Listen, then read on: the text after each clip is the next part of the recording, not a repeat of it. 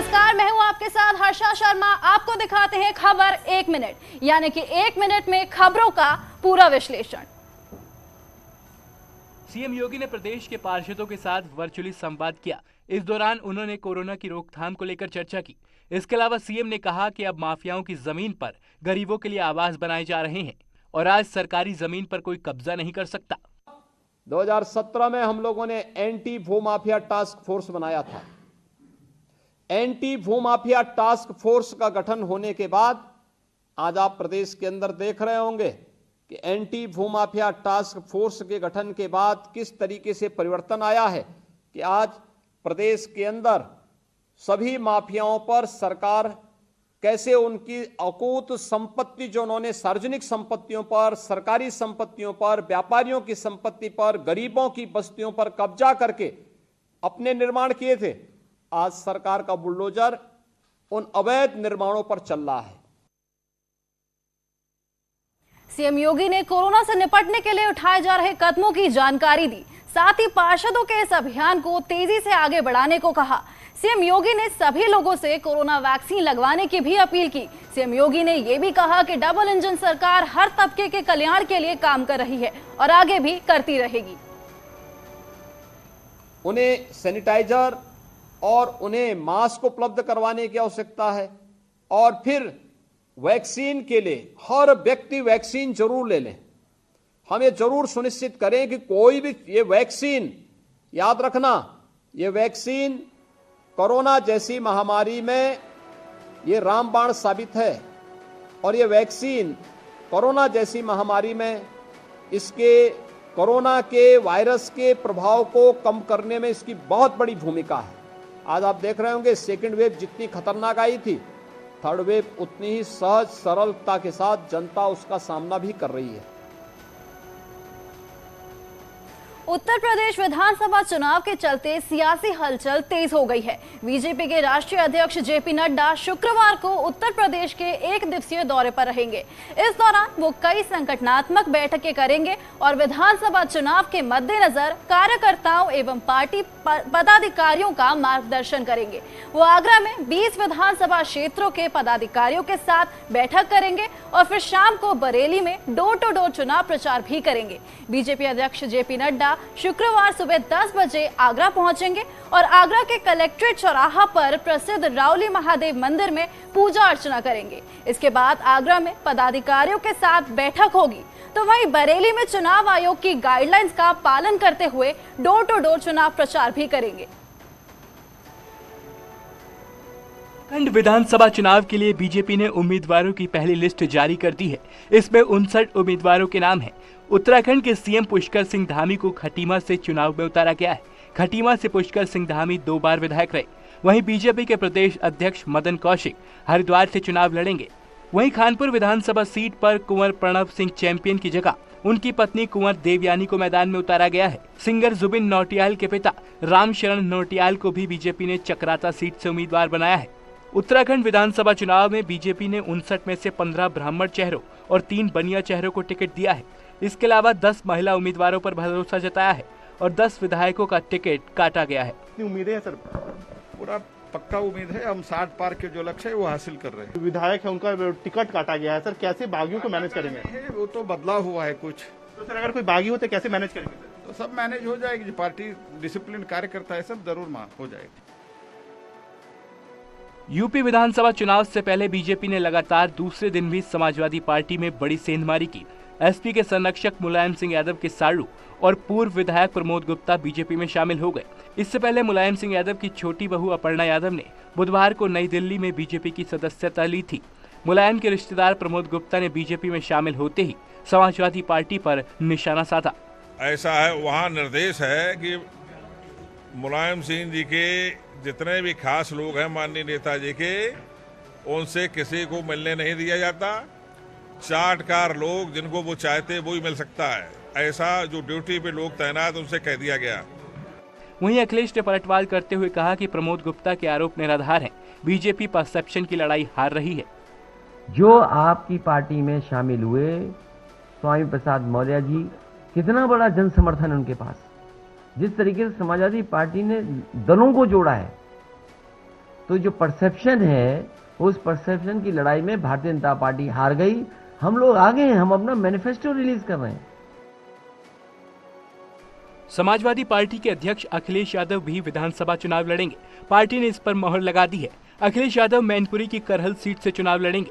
हालांकि इससे पहले अखिलेश के आजमगढ़ से चुनाव लड़ने के कयास लगाए जा रहे थे, लेकिन गुरुवार को अखिलेश के चुनाव लड़ने को लेकर एसपी ने स्थिति साफ कर दी। माननीय राष्ट्रीय अध्यक्ष जनाब अखिलेश यादव जी के विधानसभा चुनाव लड़ने के लिए आजमगढ़, कन्नौज, मैनपुरी से लेकर के अलग अलग सभी जिलों में कार्यकर्ताओं की बड़े स्तर पर मांग रही है।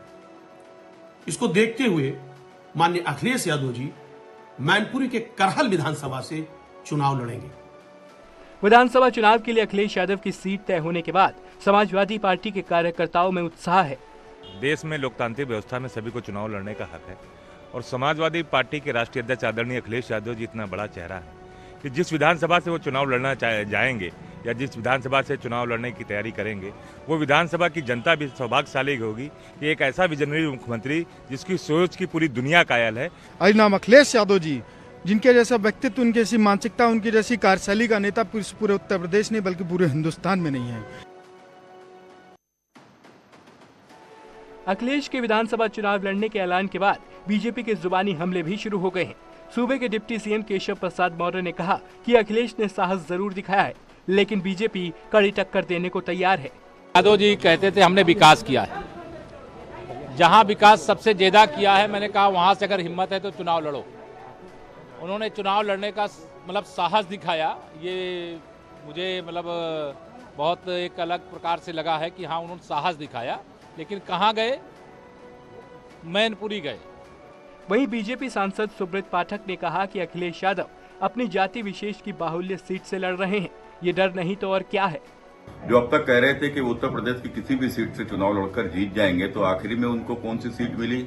वह सीट जो जहां से उनके पिताजी लोकसभा के सांसद हैं और उन्हीं के अंतर्गत आने वाली करहल, जो कि एक इनकी जाति विशेष की बाहुल्य सीट है। तो ये आखिर डर नहीं है तो क्या है? जो योगी जी को घर में जाने पर जो योगी जी का डर बता रहे थे, आज उनको ये डर नहीं लग रहा है तो क्या है? वहीं मुजफ्फरनगर में कांग्रेस नेता महराज जहां को विधानसभा से टिकट मिलने की उम्मीद थी, लेकिन टिकट न मिलने पर वो खूब रोए। उन्होंने कांग्रेस पर आरोप लगाते हुए कहा कि उन्हें पूरी उम्मीद थी कि टिकट मिलेगा, लेकिन धोखा मिला। पहले आश्वासन दिया गया, मैं पूरी मेहनत कर रही थी, मैं तो करती रहती हूँ। मैं तो यह भी नहीं कि चलो भाई फॉर्मेलिटी के लिए कोई मेहनत कर रहा है, मैं तो मेहनत करती रहती हूँ। प्रदेश अध्यक्ष जी ने भी कहा आप बहुत मेहनती हो, आप आगे बढ़ोगी। प्रियंका दीदी आप कहती है कि मैं लड़की हूँ, लड़ सकती हूँ, मैं संघर्षशील महिलाओं को आगे बढ़ाऊंगी। लेकिन यूँ बताइए कि हम कितना संघर्ष कर रहे हैं, लेकिन हम संघर्ष करने वालों की तो कोई अहमियत है ही नहीं।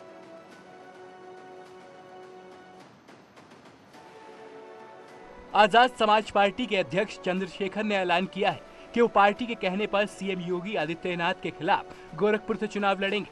वहीं आजाद समाज पार्टी अखिलेश यादव, शिवपाल यादव, ओपी राजभर और स्वामी प्रसाद मौर्य और जयंत चौधरी के खिलाफ कोई प्रत्याशी नहीं उतारेगी। मुख्यमंत्री तो जनता ने उन्हें बनाया था, ना तो उनका लिस्ट में नाम था, ना ही उनके चेहरे पे चुनाव लड़ा गया।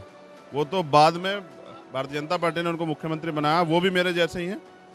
और मैं समझता हूँ 5 साल अगर सड़कों पे कोई लड़ा है उत्तर प्रदेश में बहुजन समाज के लिए, पिछड़ों के लिए, दलितों के लिए, मुसलमानों के लिए, अन्य धार्मिक अल्पसंख्यकों के लिए, तो वो चंद्रशेखर आजाद था। तो 5 साल भी लड़े हैं और अब भी लड़ेंगे और जीतेंगे।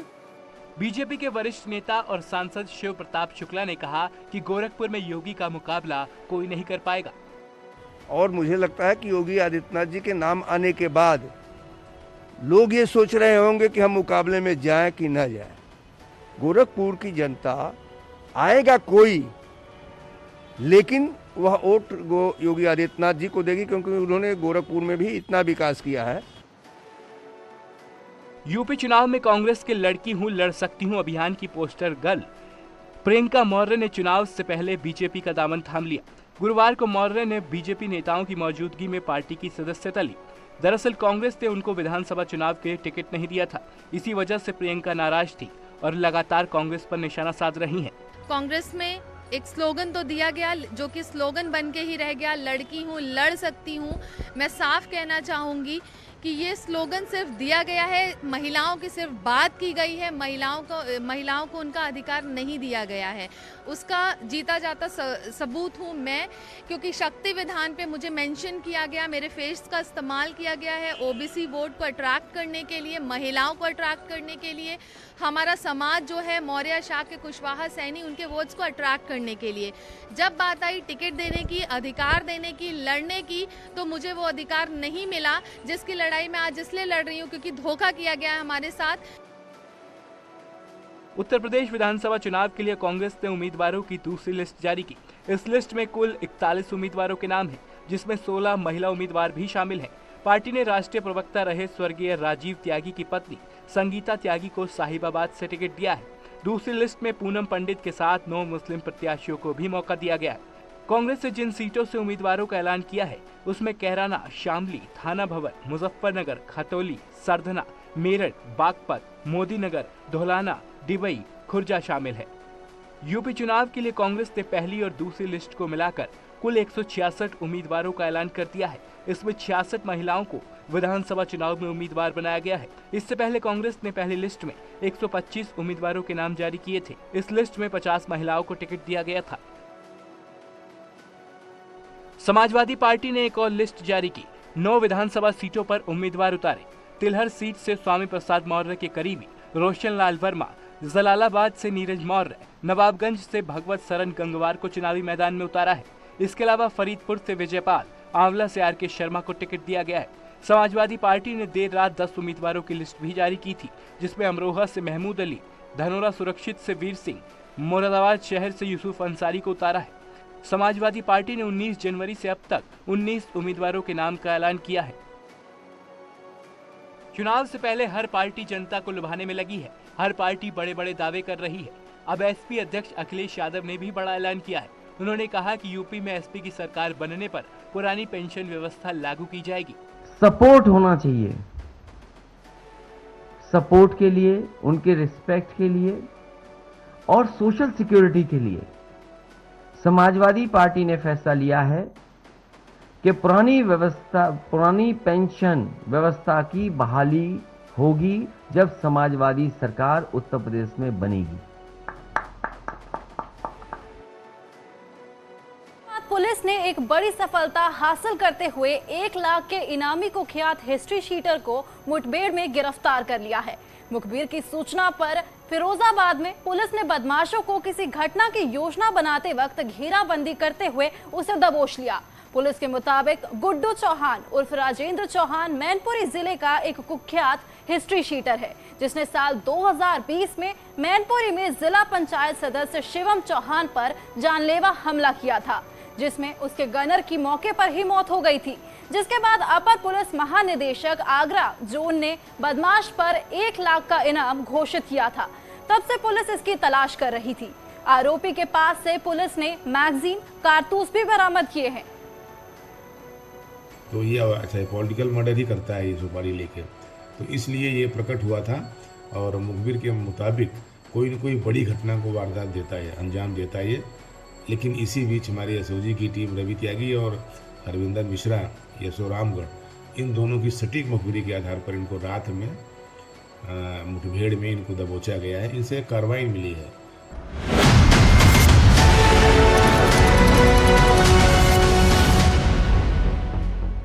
मेरे पिताजी को बेहद पसंद है।